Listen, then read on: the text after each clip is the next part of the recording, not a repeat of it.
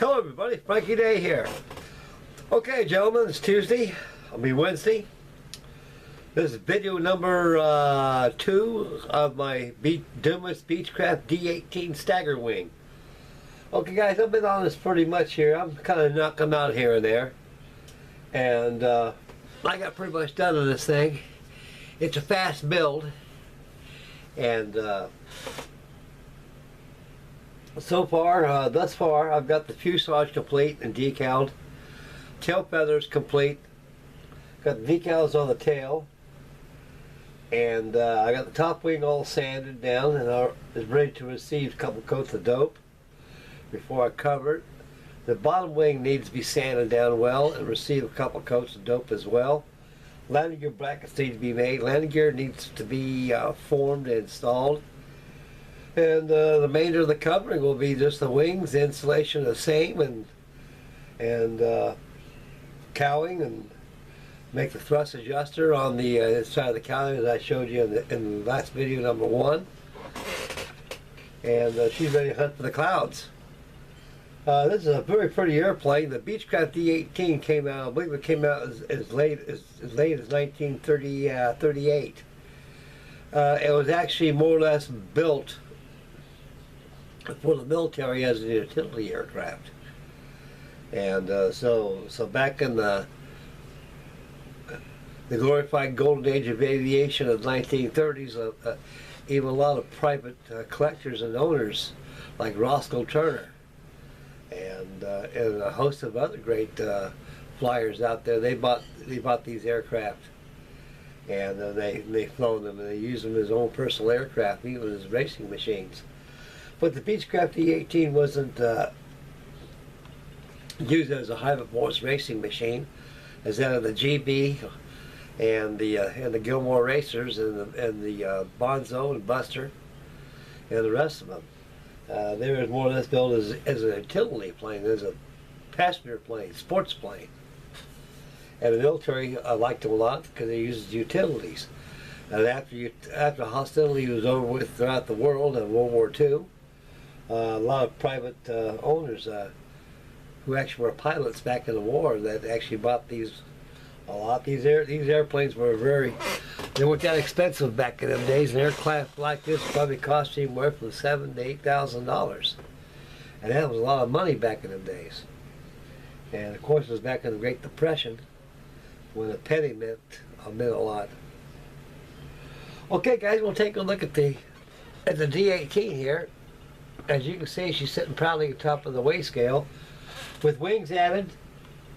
I got a rule right here as a weight. In other words, this thing will teeter over because it's tail heavy. And sitting on the scale with cowling, this thing weighs under 2 ounces. So it's very, very light, because that's one thing I like about these new DUMAS kits that they make. The balsawood they use is contest micrometer tolerance balsa. Very light balsa. Very light. Because the balsa wood you get is Gello kits and Sterling kits, even Comet kits. All these old balsa kits that are made back in the 1950s and 60s, they are very thick balsa wood, very heavy and hard. And some were soft, so you're dealing with wood like that, especially those old kits. It's best to take the carrier sheet with all your die-cut parts are on there, turn the printed side down with the back side up at you, and take a sanding block and just sand. Keep on sanding the back of those sheets, because when you're doing, you're sanding off weight off that balsa to make it easier. And so die-cut parts are very prehistoric compared to today, and I don't like them that much because too many parts break all the time, because the constant action of the stamping machine, the blades get kind of dull a little bit, and they crush the wood more than cutting it.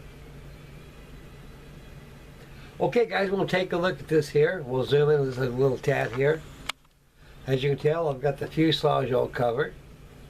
I got the stick-on decals. Another thing too about these peel decals, guys, always take a number 11 blade or a pair of scissors and cut as close as you can to the color. Because you don't, you can have the ungodly looking piece of strip. It look like a piece of clear Scotch tape on it with a color marking on it, and that kind of takes away the cosmetic view of it. So when you're cutting these things off from the sheet, make sure you cut as close to the color as you can. And the runners here, I got the decals on here.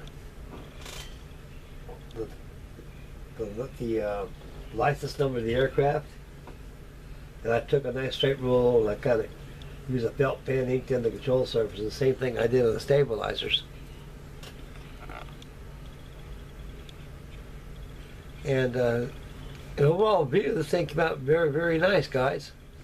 Very clean, lots of room for your rubber. And I talk about rubber, in this bag right here consists of rubber bands. I got exactly 6 strands of rubber inside this little baggie right here. Now this little baggie, the propeller and the wheels and the hardware for this here kit came out of this bag here. So what I've done, I went ahead and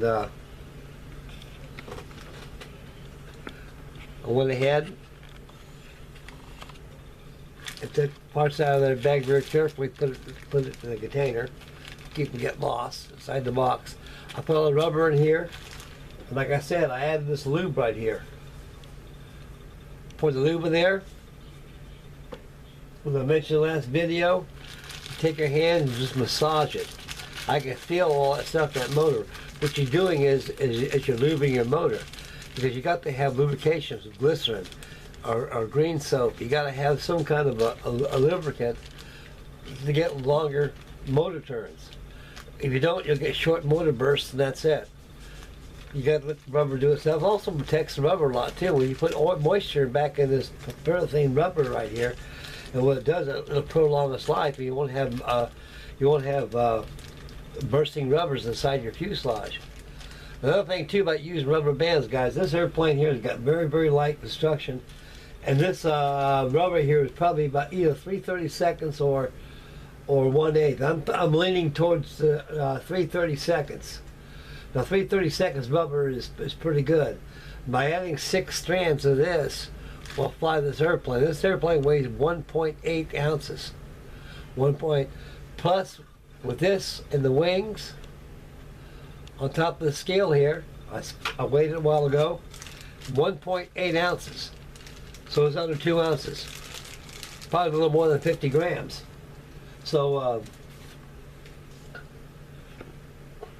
therefore I know that's more than enough rubber, because you don't want to put supersede strands of rubber. The more rubber you add, the more torque and the more power you got.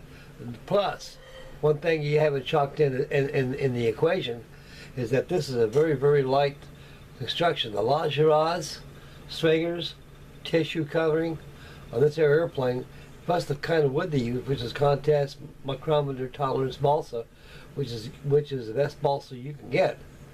And it's very light wood and very fragile and unforgiving. You put too much rubber, put it in the rear, and this airplane will be up forward. I seen that happen one time. Some guys use blast tubes. A blast tube, it looks like all it is a long cardboard tube, very light cardboard tube, and you pass your rubber through that tube. It goes right inside the fuselage as you hook up to the motor peg back here. And what that does, it's called a blast tube. In case that rubber explodes, it's not going to take out the fuselage. It won't. It'll just shoot right through the tube, right to your motor block. It's not going to do no damage to your longeron. So that adds weight too. So a lot of guys use blast tubes, and some guys don't. It would be a good idea to use blast tubes on a kind of construction like this, because you get a lot of room for it. This plane weighs under 2 ounces. Now I imagine with the undercarriage and the rubber, this thing would probably be a little over 2 ounces, and it's still light. I'll think about carving me a prop for this thing out of pine wood using those paint stirrers. I can laminate them together and make me a plot blank and carpet myself and add this airplane. That'd be I've been thinking about that last night. I think I may do that as a treat to the Beechcraft. Okay, guys, we'll send the camera back to yours truly. Okay, here he is, fellas. Another thing, too, guys. I think I had it on video one. I'm quite certain I did, but I'd like to do as a reminder. When you're covering your balsa wood and tissue airplanes, guys, a lot of guys, the old school method is dope, but this stuff it's gone. It's like the Model T, like a Tyrannosaurus Rex. It's prehistoric. You don't use it no more. No demand. Not because of its stinkiness. There's other ways. That's called progress. Now, I found out the best way there is, guys, just learning off the internet and off other builders and pro builders. Especially when you're building, even the Flying Aces, the club that I belong to. I learned most of my balsa wood training from those fellows. Those guys are all stick and tissue, man. These guys, that's all they do is build stick and tissue models. And they're very, very good at it and professional at it, and they like to share their tips. Like I share my tips to you great fellows out there, and you guys share your tips with me. We're all in the same ball of wax, so we all got to teach each other and stick together. Okay, guys, right here supersedes the old dope method, the old glue stick. You take the stuff here, you glue it on your frame, take your tissue, you don't want to put it on wet like the old school way. You lay your tissue right over your frame. After you glue this down, smooth out your hands. Then take this, take your Windex right there, and give a light spray till it's moist and let it dry natural. And working as it dries, as it's starting to dry, you can pull the tautness into the tissue without putting a warp in the wing. So when you cover these wings, guys, always a good thing to do is to pin these things down. After you put the tissue on there, pin it right down on top of your work board, the spray, your Windex, let it dry natural. When it dries, that wing will be good straight, because you don't want that wing to look like an aileron or a propeller. In other words, the plane on a barrel roll will be a possible flight, it'll crash. And so, the structure's got to be straight and true. Okay, this stuff here is good stuff. Now, you guys get pretty familiar with Elmer's washable school glue, they call it. As you open it up, you'll see it's purple. And you said, wow, that's going to leave a lot of stain on my balsa when I put that on there. That's what I thought, but I don't do it. When this stuff dries, it dissipates. It turns invisible. It just dries natural. And don't, as you can see in this airplane here, all the tissue on this aircraft right here was applied using this glue stick. Now you don't see no purple on there because this stuff dries natural. That's what it looks like. Close view here. You can see the purpleness in it. And there's other glues out there just like it that's clear and white, and it works just as good. So that's a fast, good method, guys, of using a usual covering. Okay, guys, this concludes video number 2 on this Beechcraft here. And next video we got to come, it's going to be a special shout out to David Estrada. He sent me a big, huge box full of choppers and planes. And I find it very interesting, delightful, add them to the stash, I'm going to build them. And we'll discuss that on the next video. Okay, right now, guys, next thing I'm going to do on this thing is I'm going to cover this cow. Then we'll go ahead and have a thrust adjuster on the back of this block here.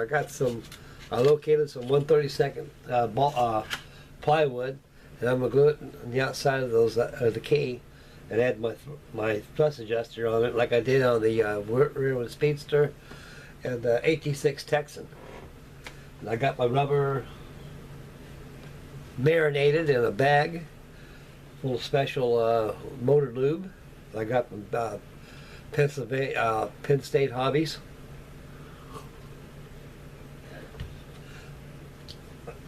Gotta get the wings covered, brackets, landing gear struts formed, made. Got a little work on it, so I'm gonna probably be on this a little bit here, guys, until I get it finished up, and I'll go ahead and hop on the Norski Love. And I got another video for that, for the Norski Love. I'll probably have that posted maybe by tomorrow sometime. And So I'm going to try to finish this up right here. I'm kind of anxious getting here. Had a couple friends of mine, my buddies out there at the flying field said, Frankie, you gotta get that Beechcraft down there. I like to see that Beechcraft fly. So well, I'm on the board right now, and she'll be done. I'm gonna try to get her in the air probably this week sometime. Okay, guys, this is Frankie Day signing off. God bless you guys. Happy modeling. Make Mama happy, and please subscribe and build on as we all build on together. And I'll have another one on the Tiffy build probably in another couple of days too. So got 6 months of that, so I got a long time. I like to savor that kid. I've been toying with it off and on. So right now I'm working on 3 or 4 at a time, guys. Get these things going. And believe me, I got a lot to finish up on. Okay, I'm gone. I'm out of here, guys. So stay tuned for the special shout out from Mr. David Estrada on the goodie box I got. And we'll go from there. This is Frankie Day signing off. Bye, boys. Take care of fellas, and God bless you guys. And take a day off and enjoy it because it's beautiful outside.